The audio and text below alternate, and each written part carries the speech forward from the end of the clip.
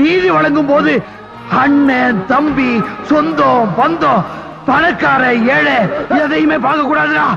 நாயத்தை மட்டும் தான் சொல்லணும். அனைவருக்கும் வணக்கம். சென்னை அண்ணா பல்கலைக்கழக பொறியியல் மாணவி பாலியல் வன்கொடுமை செய்யப்பட்ட வழக்கில் கைது செய்யப்பட்ட ஞானசேகரன் குறித்து வெளியான தகவல்கள் ஒட்டுமொத்தமான சமூக வலைதளங்களை தாண்டி பேரதிர்ச்சியை உருவாகிறது. இந்த ஞானசேகரன் என்பவன் அண்ணா பல்கலைக்கழகத்துடைய அருகாமையில் ஒரு பிரியாணி கடை வச்சுருந்துருக்கிறான். பிரியாணி கடை வச்சிருந்து கிட்டத்தட்ட அவனுடைய அலைபேசியை காவல்துறை ஆய்வு செய்த பொழுது 20க்கும் மேற்பட்ட பெண்களை மிரட்டி அவன் பாலியல் துன்புறுத்தலில் ஈடுபட்டது தெரிய வந்திருக்கிறது. அதை எல்லாவற்றையும் தாண்டி இந்த சம்பந்தப்பட்ட பெண்ணை பாலியல் வன்கொடுமை செய்வதற்கு முன்னாடி அந்த பெண்ணும் அவருடைய நண்பரும், இவர் இந்த பெண் 2ஆம் ஆண்டு படிக்குது, அவர் 3ஆம் ஆண்டு படிக்கக்கூடியவர், 2 பேரும் அங்கே நடைபயிற்சி பேசிக்கிட்டு 2 பேரும் நடைபயிற்சி பற்றி பேசிக்கிட்டு இருந்திருக்காங்க. அப்போ இவன் போய் மிரட்டியிருக்கிறான். மிரட்டி அந்த பையனை அடித்து ஓட விட்டு புதரத்துக்கு போட்டு, இந்த பெண்ணை நீ என் கூட இணங்கி நடக்கலைன்னா நான் நீங்கள் 2 பேரும் இப்படி ஒன்றா இருக்கிறத, சேர்ந்து நடந்து வர்றத, காதலிக்கிறத நான் உங்களுடைய பேராசிரியர்கிட்ட சொல்லுவேன், கல்லூரி நிர்வாகத்தை சொல்லுவேன், சொல்லி உங்களை சஸ்பெண்ட் பண்ண வைப்பேன் அப்படின்னு மிரட்டிருக்கான். அப்போ அந்த பொண்ணு கெஞ்சி இருக்கிறது. அதற்கு பிறகாக யாரோ ஒருத்தருக்கு அலைபேசியில் பேசியிருக்கான். பேசி அந்த பொண்ணை நான் விட்டுறேன் அப்படின்னு சொல்லி அவர்கிட்ட சொல்லியிருக்கிறான். அதே போல் இந்த சார் கூட நீ இணங்கி போகணும், அப்படி போனால் மட்டும்தான் இந்த கல்லூரியில் நீ படிக்க முடியும்னு சொல்லி மிரட்டிட்டு அதற்கு பிறகு அந்த பெண்ணை பாலியல் வன்கொடுமை செஞ்சுருக்கான். இதில் என்ன மிக முக்கியமாக பார்க்க வேண்டியது அப்படின்னா, இவன் ஏற்கனவே 15 வழக்கில் சம்மந்தப்பட்டிருக்கான். இவன் மீது 2 பாலியல் வன்கொடுமை வழக்குகள், விமன் ஹராஸ்மெண்ட் ஆக்ட் இருக்குது, அதே போல் ராபரி கேஸ் இருக்குது, சீட்டிங் கேஸ் இருக்குது, வழிபறி வழக்குகள் இருந்திருக்குது. 15 வழக்குகளில் 2011 தொடங்கி இந்த 2024 வரைக்கும் கிட்டத்தட்ட 15 வழக்குகளில் சம்பந்தப்பட்ட ஒருத்தன் அண்ணா பல்கலைக்கழகத்துடைய விடுதிக்கு 100% சர்வலைன்ஸில் இருக்கக்கூடிய ஒரு ஏரியா, ஹை செக்யூரிட்டி ஏரியா, சாதாரண நபர்கள் உள்ளே போக முடியாது, ஐடி கார்டை வச்சு தான் உள்ளே போக முடியும். அப்படிப்பட்ட இடத்துல சர்வசாதாரணமாக இவன் புழங்கியிருக்கிறான். ஒவ்வொரு நாளும் இரவுகளில் இவன் போயிட்டு யாராவது மாணவர்கள் தனிமையில் உட்கார்ந்துருந்தா அவர்களை படம் பிடிப்பது, சாதாரணமாக பேசிக்கிட்டு இருந்தாலே அந்த வீடியோ எடுத்து வச்சுக்கிட்டு அந்த பொண்ணையோ அந்த பையனையோ மிரட்டி அதற்கு பிறகு அந்த பையன்கிட்ட பணம் பறிப்பது, அந்த பொண்ணுக்கிட்ட பாலியல் தேவைகளை தீர்த்து கொள்வது. இப்போ இவன் மட்டும்தான் இதை பண்ணானா, இவனுக்கு பின்னாடி பெரிய கேங் இருக்கா அப்படிங்கிறதான் இப்போ இருக்கிற செய்தி. அந்த சார் யாருக்கு இவன் ஃபோன் பண்ணி பேசினா, எப்படி இவன் மாட்டினா அப்படிங்கிறது மிகப்பெரிய கேள்வியாக மாறி இருக்கிறது. பல இடங்களில் சிசிடிவி ஒர்க் ஆகலன்னு சொல்லி காவல்துறை தரப்பில் சொன்னாங்க. முதன்மை அந்த கேட்டுவழியாக வரும்போது முகத்தை இவன் மறைச்சிருக்கான்.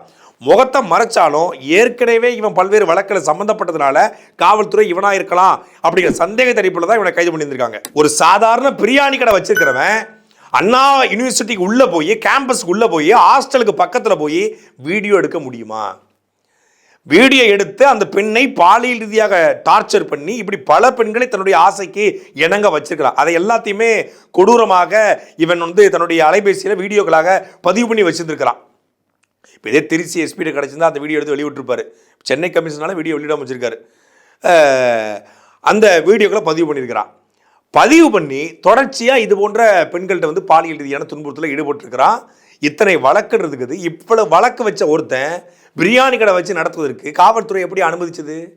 யார் அவனுக்கு பின்னணியில் இருந்தா? விசாரித்து பார்த்தா இவன் திமுகவுடைய முக்கியமான, மிக மிக முக்கியமான அமைச்சர்களோடு, மாநகர துணை மேயரோடு, சென்னை சைதாப்பேட்டை கிழக்கு மாவட்டம், அதே போல் கோட்டூர்புரம் பகுதியை சார்ந்த திமுக பொறுப்பாளரோடு ரொம்ப நெருக்கமாக இருந்திருக்கான். இவன் திமுகவுடைய துணை முதலமைச்சர் உதயநிதி ஸ்டாலின் அவர்களோடு எடுத்த புகைப்படம் வெளிவந்துருக்குது. துணை முதலமைச்சரோடு எல்லாரும் போட்டோ எடுக்க முடியுமா?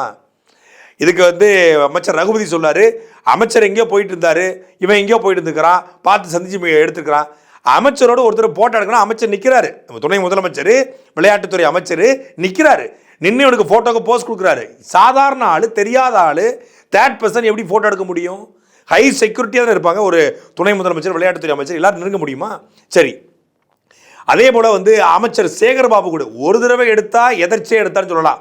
சேகர்பாபு கூட கிட்டத்தட்ட 3-4 புகைப்படங்கள் எடுத்த புகைப்படங்கள் வெளியே வந்துக்குது. எப்படி எடுத்தான்? அதற்கு பிறகு திமுகவுடைய முக்கியமான பொறுப்பாளர்கள், இதே கோட்டூர்புரம் பகுதியை சார்ந்த திமுகவுடைய செயலாளர் கோ சண்முகம், கோட்டூர்புர செயலாளர் கோ சண்முகம் கூட இவன் போட்டோ எடுத்துக்கிறான். அவருடைய பிறந்த நாளில் கலந்துக்கிறான். அவர் கூட நிறைய புகைப்படங்கள். அவருக்கு சால்வை போத்துறான். தெரியாத ஒருத்தன் போய் சால்வை போத்த முடியுமா? தெரியாத ஒருத்தன் பிறந்தநாளை கலந்து கொள்ள முடியுமா? திமுகவுடைய அந்த கோட்டூர்புரம் பகுதியுடைய எல்லா நிகழ்வுகளையும் இந்த யானசேகரங்கிற இந்த அயோக்கிய நாய், இந்த காம வெறி பிடித்த இந்த பிசாசு, இந்த காட்டு குரங்கு, முகரக்கட்டையை பாருங்களேன், முகரக்கட்டை பார்த்தாலே தெரியுது அக்யூஸ்ட் நாயின்னு. இந்த அக்யூஸ்ட் நாய் எல்லாருக்கூடையும் போட்டோ எடுத்திருக்கு. இந்த அக்யூஸ்ட் நாயை, இந்த காமவெறி பிடித்த இந்த காட்டேரிய திமுக காரன் இல்லை, இவனுக்கு எங்களுக்கு சம்பந்தம் இல்லைன்னு சொல்லி தமிழ்நாட்டுடைய சட்டத்துறை அமைச்சர் ரகுபதி சொல்றாரு. நான் தெரியாம கேட்கல, மரியாதைக்குரிய ரகுபதி அவர்களே, ஒரு அக்யூஸ்ட் உங்க கட்சியை சார்ந்த இருக்கான்னா, தமிழ்நாடு முதலமைச்சர் ஸ்டாலின் சொல்லி அவன் போய் பாலியல் வன்கொடுமை செய்யல, துணை முதலமைச்சர் தூண்டுதல் பேரில் அவன் பாலியல் வன்கொடுமை செய்யல, அது எல்லாருக்கும் தெரியும். ஆனா அவன் அக்யூஸ்ட்னு ஒத்துக்கிறதுல, அவன் வந்து உங்க கட்சிக்காரன் ஒத்துக்கிறதுல உங்களுக்கு என்ன பிரச்சனை இருக்கு? என்ன சிக்கல் இருக்கு? கட்சியை விட்டு நீக்குங்க. திமுக காரன்னு தெரிஞ்சா அது திமுக கிட்ட பேர் ஆயிரும் சொல்லி இவர் டேமேஜ் கண்ட்ரோல் பண்றேன் அப்படிங்கிற பேர்ல இவரே எங்க அப்பன் குதிரைக்குள்ள இருந்து உடச்சிட்டு இருக்காரு. எங்களுக்கு அவனுக்கும் சம்பந்தம் இல்ல, அவன் திமுக காரன். அவன் திமுகவுடைய துணை முதலமைச்சர் தொடங்கி திமுகவோட கோட்டூர்புரம் சண்முகம் வரைக்கும் எடுத்த போட்ட புறம் வெளியே வந்துருச்சு. நீங்க இப்ப அந்த இடத்துல நிக்கிறீங்க, இவர் இந்த இடத்துல நிக்கிறாரு. ரெண்டு பேரையும் சேர்த்து இங்கேருந்து ஒருத்தர் வந்து கேமரா வச்சு எடுத்துட்டா அது வந்து எப்படி சேர்ந்து எடுத்ததாக வராது. இன்னொருத்தர் வந்து சைதாப்பேட்டை தொகுதியினுடைய சட்டமன்ற உறுப்பினர், அமைச்சர். அவரை பார்த்து நன்றி சொல்ல எவ்வளவு பேர் வரலாம், வாழ்த்து சொல்ல எவ்வளவு பேர் வரலாம்.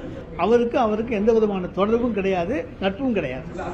மாநகர துணை மேயர் மகேஷ்குமாரோடைய தயவின் பேர் தான் இவன் பிரியாணி கடையை வச்சிருந்தான் அப்படிங்கிற வரைக்கும் தகவல்கள் சமூக வலைதளங்களை பரவி கொண்டிருக்கிறது. எதிர்க்கட்சித் தலைவர் எடப்பாடி பழனிசாமி அவர்கள், திமுக இது பின்னல் இருந்துச்சா, இந்த குற்றவாளியை காப்பாற்றுகிற முயற்சியில் திமுக இருந்த குற்றவாளிக்கு உதவி செய்ததா? நான் சிம்பிளா கேட்போம். 15 வழக்கு எல்லாமே வந்து திருட்டு வழக்கு, வழிபறி வழக்கு, ஏமாற்று வழக்கு, பெண்கள் சம்பந்தப்பட்ட வழக்கு இருந்திருக்கு. அப்படிப்பட்ட ஒருத்தன் சர்வசாதாரணமாக அந்த யூனிவர்சிட்டிகளை போயிட்டு வந்திருக்கான்னா காவல்துறை என்ன செய்து கொண்டு இருந்தது? உளவுத்துறை என்ன செய்து கொண்டு இருந்தது? இவனை ஏன் நீங்கள் கண்காணிப்பட்டு வைக்கிறீங்க? இவன் தான் குண்டரு. நீங்கள் கிஷோர் கேஸ் தம்பி மேலே குண்ட சட்டம் போட்டீங்க, என் மீது குண்ட சட்டம் போட்டீங்க, சவுக்கு சட்டம் மேலே குண்ட சட்டம் போட்டீங்க, பேசினவர்கள் மீது குண்ட சட்டம் போட்டீங்க. நாங்கள் குண்டர்கள் கிடையாது, இந்த நாய் தான் குண்டர். இந்த திமுக இந்த யானசேகரன் இவன் தான் குண்டாஸ், இவன் தான் குண்டர். இவன் மீது உடனே தான் குண்ட சட்டம் போடணும். உடனே இவங்க வந்து கையில் உடைச்சிட்டோம், காலில் உடைச்சிட்டோம், இங்கே நடவடிக்கையை பார்த்தீங்களா அப்படின்னு சொல்லி கையை உடைப்பதும் காலை உடைப்பதும் இதுக்கு தீர்வு கிடையாது. இவனை போன்றவர்களுக்கு இந்த வழக்கில் சரியான தண்டனையை வாங்கி கொடுத்து அவனை அந்த பெண்ணுக்கான நீதியை வழங்குவதா முறையான சட்டமாக இருக்க முடியும், முறையான நீதியாக இருக்க முடியும். இப்போ கைது செய்யப்பட்டவன் திமுக காரன் அப்படின்னு தெரிஞ்ச உடனே திமுகவுடைய ஐடி விங் வந்து சைலண்ட் மோடுக்கு போயிருக்கு. பார்த்தீங்களா, குஜராத்தில் பாலியல் வன்கொடுமை செய்தால் அங்கே கொண்டாடுவாங்க, தமிழ்நாட்டில் பாலியல் வன்கொடுமை செய்தால் எங்கள் முதலமைச்சர் காலை உடைப்பார் அப்படின்னு சொல்லி காலை உடைச்சதை பெருமையாக பேசி கொண்டிருக்கானுங்க. அவன் காலை உடைப்பதல்ல தீர்வு. இதுபோல் இனிமேல் அண்ணா யூனிவர்சிட்டி மட்டுமல்ல, தமிழ்நாட்டில் எந்த பல்கலைக்கழகத்துக்குள்ளேயும், எந்த ஊர்லேயும், எந்த கிராமத்திலையும் ஒரு பெண்ணுக்கு இதுபோல் நடக்கக்கூடாது, நடக்காது என்கிற உத்தரவாதத்தை கொடுப்பதுதான் சரியான நீதியாக, சரியான சட்டமாக, சரியான நடவடிக்கையாக இருக்கும். அதை திமுக உறுதிப்படுத்துமா? திமுக செய்யுமா? திமுக ஒழிக. வளாகத்துல ஒரு மாணவிக்கு ஒரு பாலியல் பலாத்காரம் நடந்திருக்குன்னா எதுக்கு இந்த அரசு? இவ்வளவு பெரிய உலக புகழ்பெற்ற யுனிவர்சிட்டி இது. அண்ணா யுனிவர்சிட்டில படிக்கிற டாப் ரேங்கர் தான் உள்ள வர முடியும். அப்படி இருக்கிற பொண்ணு, அது ஒரு 18-19 வயசு பொண்ணு ஒரு மோலஸ்ட் பண்ணா, ரேப் பண்ணா, அந்த புள்ள எப்படி வாழ்வா? நேற்று ஒட்டுமொத்தமான பத்திரிகைகள்ல, ஊடகங்கள்ல வந்த செய்தியில அந்த பெண் வந்து என்னை 2 பேர் பாலியல் வன்கொடுமை செஞ்சுட்டாங்க அப்படின்னு சொல்லி சொன்னதாக ஊடகங்கள் செய்தி போட்டாங்க. நேற்று மதியத்துக்கு பிறகு யானசேகரன் அப்படிங்கிற ஒருத்தனை கைது பண்ணிருக்காங்கன்னு சொன்னாங்க. 2 பேர் பாலியல் வன்கொடுமை செஞ்சிருந்தா இன்னொருத்தன் யாரு? இவன்ட்ட ஒப்புதல் பக்கமெல்லாம் வாங்கியிருக்கீங்க.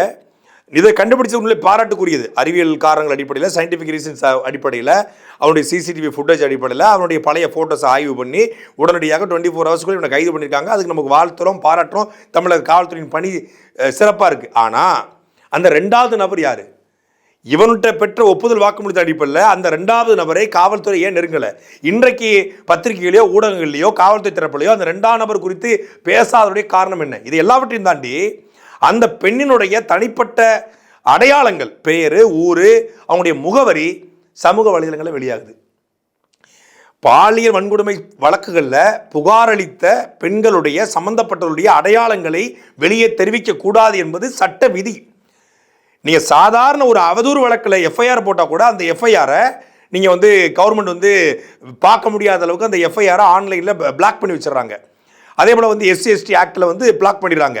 வன்கொடுமை வழக்குகளில், விமன் ஹராஸ்மெண்ட் ஆக்டில், செக்ஸுவல் சம்பந்தப்பட்ட வழக்குகளில் அந்த எஃப்ஐஆர் வந்து வெளியே தெரியக்கூடாது, சம்பந்தப்பட்ட புகார்தாருடைய விவரங்கள் வெளியே தெரியக்கூடாது. ஏன்னா அந்த பெண்ணுக்கு நாளைக்கு ஒரு வாழ்க்கை இருக்கு, அந்த பெண்ணு சமூகத்தில் நடமாடணும், அப்போ அது எதுவுமே தெரியக்கூடாது. ஆனால் இந்த எஃப்ஐஆர் சர்வசாதாரணமாக பொதுவெளியில் வெளியே தெரியும்படி இருந்திருக்கிறது. இப்போ மத்தியானம் 12 மணிக்கு மேலே தான் அந்த எஃப்ஐஆரை அவசரமாக பிளாக் பண்ணுறாங்க. அதுக்கு முன்னாடி வரைக்கும் எஃப்ஐஆர் கிட்டத்தட்ட 12 மணி நேரம் ஆன்லைனில் அவைலபிள் இருக்குது. எத்தனை பேர் அந்த அடையாளங்களை பார்த்துருப்பான், எல்லாம் டவுன்லோட் பண்ணி வெளியே பொதுவெளியில் போடுறான். இது காவல்துறை எவ்வளவு கவனக்குறைவாக இருக்காங்க, இந்த அரசு எவ்வளோ அலட்சியமாக இருக்குது அப்படிங்கிறது ஒரு சின்ன எடுத்துக்காட்டு. இதே திமுக கட்சியை சார்ந்த ஒருத்தர் பாதிக்கப்பட்டு, திமுக குடும்பத்தை சார்ந்த ஒரு பெண் பாதிக்கப்பட்டு ஒரு புகார் கொடுத்திருந்தா அந்த அடையாளங்கள் நீங்கள் வந்து இப்படி பொதுவெளியில் வெளியிடுவதற்கு அனுமதிப்பீங்களா?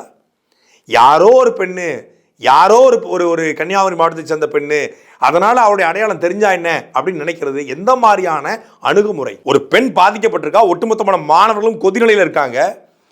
அங்கே இந்தியாவிலே பாதுகாப்பான யூனிவர்சிட்டி, இந்தியாவிலே வந்து பிரசித்தி பெற்ற யூனிவர்சிட்டி என்று சொல்லப்படுகிற அண்ணா யூனிவர்சிட்டிக்குள்ள ஒரு பெண் பாலியல் வன்கொடுமை செய்யப்பட்டிருக்காங்கிறது எல்லாருக்கும் அது ஒரு வருந்தத்தக்க செய்தி தான், ஒரு அதிர்ச்சிகரமான செய்தி தான்.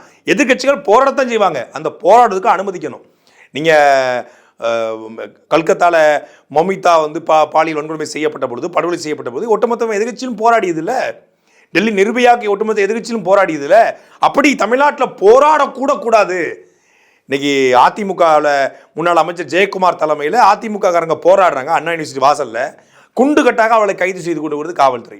ஒரு பக்கம் பாஜக தலைமையில் போராடுறாங்க, தமிழிசை சவுந்தரராஜன் அவர்களை குண்டு கட்டாக கைது செஞ்சு போடுறது காவல்துறை. ஏன் போராடுவதில் உங்களுக்கு என்ன சிக்கல்? அது அவங்க என்ன திமுக எதிராக போராடுறாங்களா, திமுக தலைமைக்கு எதிராக போராடுறாங்களா? தமிழ்நாடு அரசு இந்த நிர்வாகம் படுதோல்வி அடைந்திருக்கிறது, கேள்வி கேட்க தான் செய்வாங்க. திமுக காரன் அப்படின்னு சொல்லி சமூக வலைதளங்களில் வெளியாயிருக்கிறது. யார் வெளியிட்டது? முதல்ல அவன் திமுக காரன்னு கட்சிக்காரங்க வெளியிட்டாங்களா?